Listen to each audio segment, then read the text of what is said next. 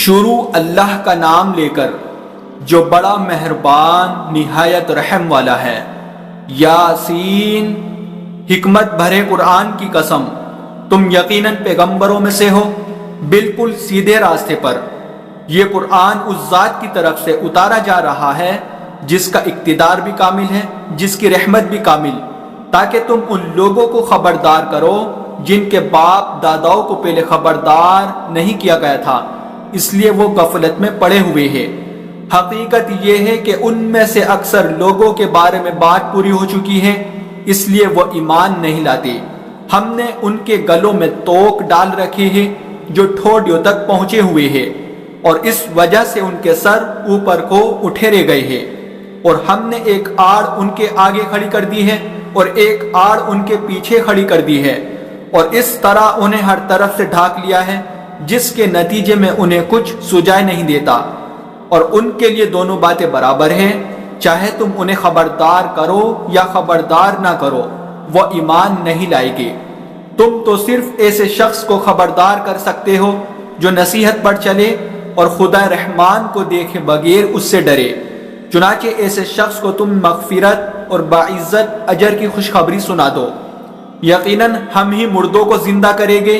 اور جو کچھ عمل انہوں نے آگے بھیجے ہیں ہم ان کو بھی لکھتے جاتے ہیں، اور ان کے کاموں کے جو اثرات ہیں ان کو بھی، اور ہم نے ایک واضح کتاب میں ہر چیز کا پورا احاطہ کر رکھا ہے۔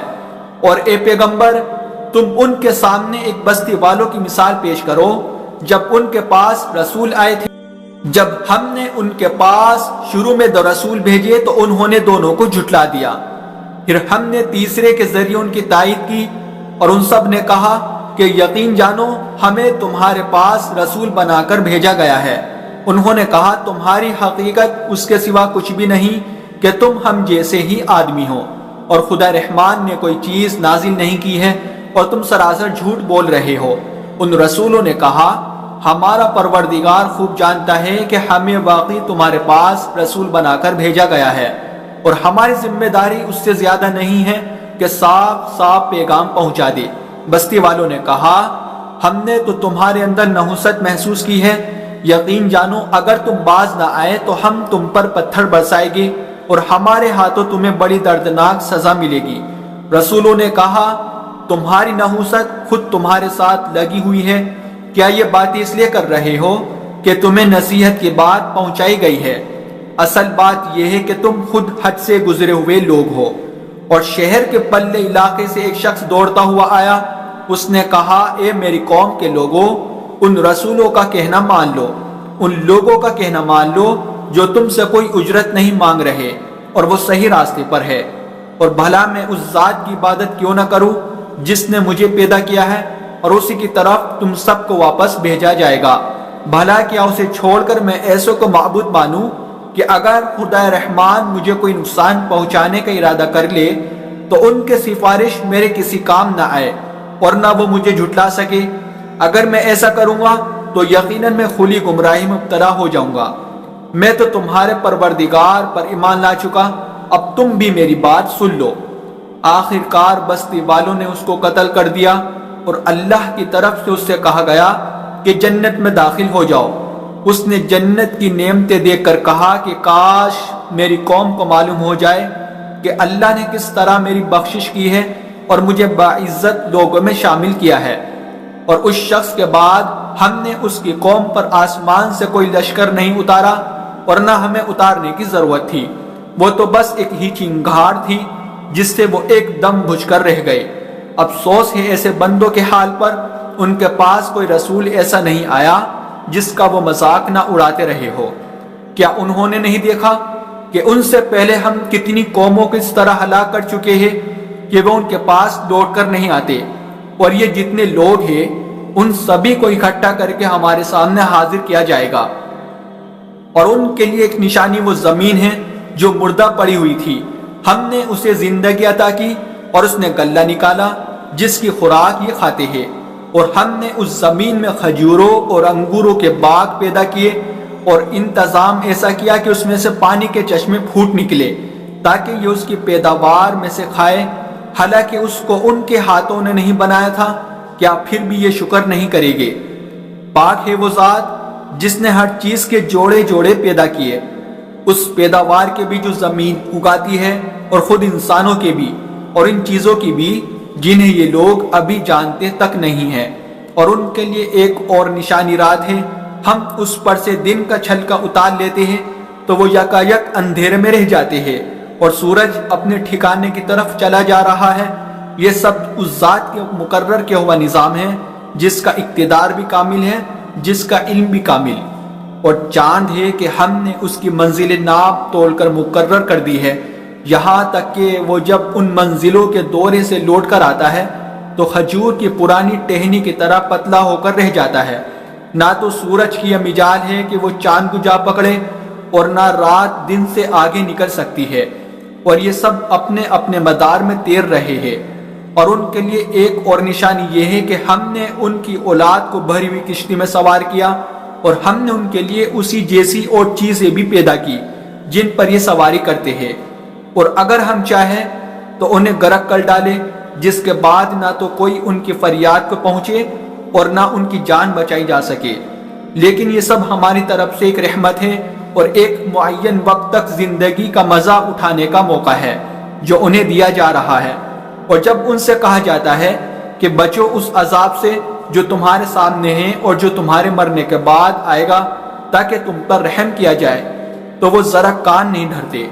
اور ان کے پروردگار کی نشانیوں میں سے کوئی نشانی ایسی نہیں آتی جس سے وہ منہ نہ موڑ لیتے ہو۔ اور جب ان سے کہا جاتا ہے کہ اللہ نے تمہیں جو رزق دیا ہے اس میں سے غریبوں پر بھی خرچ کرو،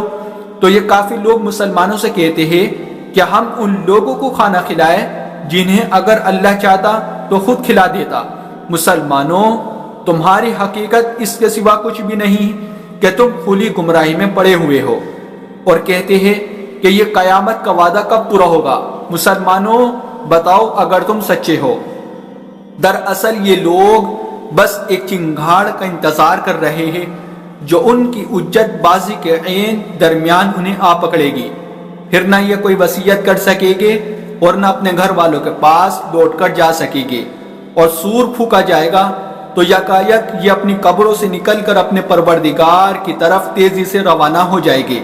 کہیں گے کہ ہائے ہماری کمبختی، ہمیں کس نے ہمارے مرکز سے اٹھا کھڑا کیا ہے؟ جواب ملے گا کہ یہ وہی چیز ہے جس کا خدا رحمان نے وعدہ کیا تھا اور پیغمبروں نے سچی بات کہی تھی، اور کچھ نہیں، بس ایک زور کی آواز ہوگی جس کے بعد یہ سب کے سب ہمارے سامنے حاضر کر دیے جائے گی۔ چنانچہ اس دن کسی شخص پر کوئی ظلم نہیں ہوگا اور تمہیں کسی اور چیز کا نہیں بلکہ انہی کاموں کا بدلہ ملے گا جو تم کیا کرتے تھے۔ جنت والے لوگ اس دن یقیناً اپنے مشغلے میں مگن ہوگے، اور وہ ان کی بیویاں گھنے سایوں میں آرام دانشتوں پر ٹیک لگائے ہوئے ہوگے۔ وہاں ان کے لیے میوے ہوگے اور انہیں ہر وہ چیز ملے گی جو وہ منگوائے گے۔ رحمت والے پروردگار کی طرف سے انہیں سلام کہا جائے گا، اور کافروں سے کہا جائے گا کہ اے مجرموں، آج تم مومنوں سے الگ ہو جاؤ۔ اے آدم کے بیٹو، کیا میں نے تمہیں یہ تاکید نہیں کر دی تھی کہ تم شیطان کی عبادت نہ کرنا، وہ تمہارا خدا دشمن ہے، اور یہ کہ تم میری عبادت کرنا، یہی سیدھا راستہ ہے۔ اور حقیقت یہ ہے کہ شیطان نے تم میں سے ایک بڑی خلقت کو گمراہ کر ڈالا، تو کیا تم سمجھتے نہیں تھے؟ یہ ہے وہ جہنم جس سے تمہیں ڈرایا جاتا تھا، آج اس میں داخل ہو جاؤ کیونکہ تم کفر کیا کرتے تھے۔ آج کے دن ہم ان کے منہ پر مہر لگا دیں گے، اور ان کے ہاتھ ہم سے بات کریں گے، اور ان کے پاؤں گواہی دیں گے کہ وہ کیا کمائی کیا کرتے تھے۔ اور اگر ہم چاہیں تو یہی دنیا میں ان کی آنکھیں مل یا میٹ کر دے، پھر یہ راستے کی تلاش میں بھاگے پھرے، لیکن اور اگر ہم چاہیں تو ان کی اپنی جگہ پر بیٹھے بیٹھے ان کی صورت اس طرح مسخ کر دے کہ یہ نہ آگے بڑھ سکے اور نہ پیچھے لوٹ سکے۔ اور ہم جس شخص کو لمبی عمر دیتے ہیں اسے تخلیقی اعتبار سے الٹ ہی دیتے ہیں، کیا پھر بھی انہیں عقل نہیں آتی؟ اور ہم نے اپنے ان پیغمبروں کو نہ شاعری سکھائی ہے اور نہ وہ ان کی شایان شان ہیں، یہ تو بس ایک نصیحت کی بات ہے، اور ایسا قرآن جو حقیقت کو کھول کھول کر بیان کرتا ہے تاکہ ہر اس شخص کو خبردار کرے جو زندہ ہو، اور تاکہ کفر کرنے والوں پر حجت پوری ہو جائے۔ اور کیا انہوں نے یہ نہیں دیکھا کہ ہم نے اپنے ہاتھوں کی بنائی ہوئی چیزوں میں سے ان کے لیے موشی پیدا کیے اور یہ ان کے مالک بنے ہوئے ہیں، اور ہم نے ان موشیوں کو ان کے قابو میں دے دیا ہے، چنانچہ ان میں سے کچھ وہ ہے جو ان کی سواری بنے ہوئے ہیں اور کچھ وہ ہے جنہیں یہ کھاتے ہیں،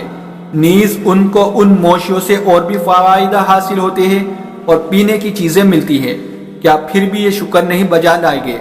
اور انہوں نے اللہ کو چھوڑ کر اس امید پر دوسرے خدا بنا رکھے ہیں کہ انہیں ان سے مدد ملے، حالانکہ ان میں یہ طاقت ہی نہیں ہے کہ ان کی مدد کر سکے،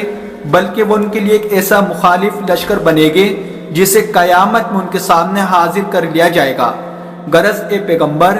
ان کی باتیں تمہیں رنجیدہ نہ کرے، یقین جانو ہمیں سب معلوم ہے کہ یہ کیا کچھ چھپاتے اور کیا کچھ ظاہر کرتے ہیں۔ اور کیا انسان نے یہ نہیں دیکھا کہ ہم نے اسے نطفے سے پیدا کیا تھا،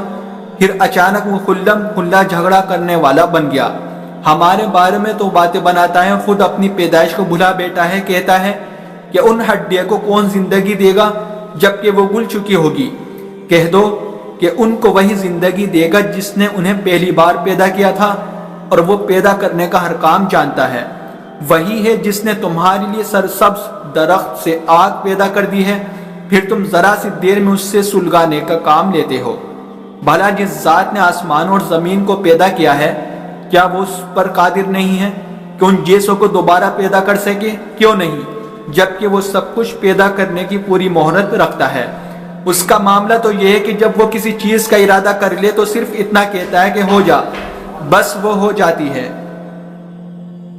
اس کا معاملہ تو یہ ہے کہ جب وہ کسی چیز کا ارادہ کر لے تو صرف اتنا کہتا ہے کہ ہو جا، بس وہ ہو جاتی ہے۔ غرض پاک ہے وہ ذات جس کے ہاتھ میں ہر چیز کی حکومت ہے، اور اسی کی طرف تم سب کو آخر کار لے جایا جائے گا۔